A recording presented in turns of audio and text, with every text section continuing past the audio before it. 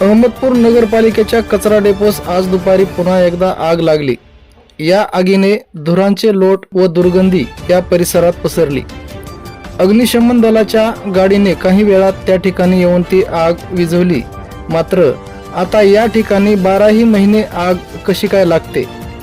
आग लागते की लावली जाते असाही सवाल आता या ठिकाणी केला जात आहे। कारण शहरातून दररोज गोळा करण्यात येणारा भरमसाठ कचरा त्या ठिकाणी टाकल्याने 15 ते 20 दिवसानंतर कचऱ्याचा डोंगर उभा टाकला जातो।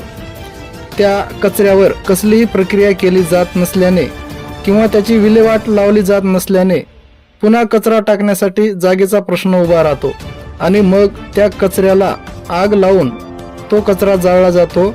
मग जळालेली राख जेसीबीच्या साहाय्याने बाजूला सारून नवीन कचरा टाकण्यासाठी जागा तयार केली जाते।